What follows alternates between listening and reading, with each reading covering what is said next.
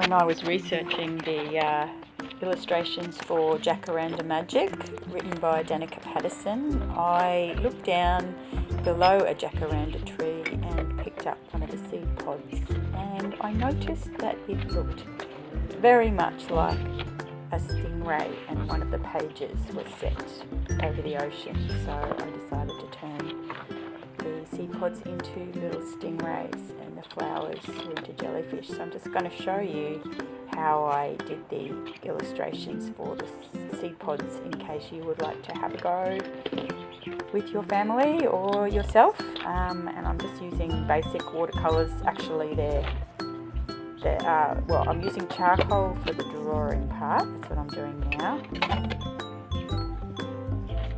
And I'm just having a good look at the overall shape.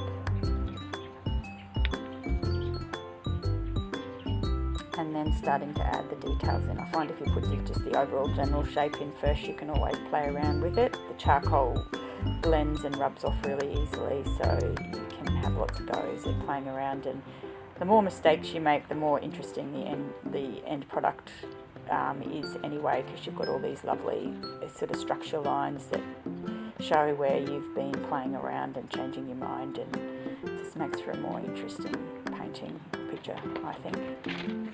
And I'm using watercolour in the traditional way where you mix the colours on the paper, not in the palette. So I have the three primary colours, red, yellow and blue.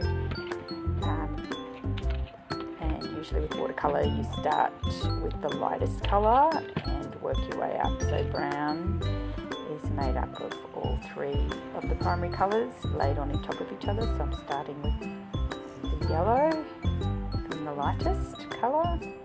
And then the next lightest colour, the red. Washing the brush in between so that you don't mix the colours up in the palette, they stay nice and pure. You can play around with the colours mixing in with each other, you don't have to blend it all completely. Actually, sometimes I just leave it like this, how it comes, because it's just so beautiful. But I'm just trying to show you how to get the brown, so I'm going to mess that up a little bit in this instance.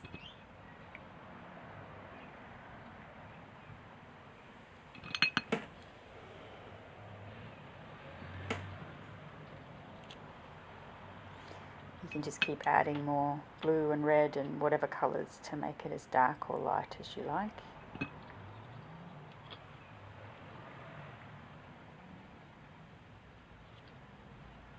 And you can move the paper around to change the direction of the paint.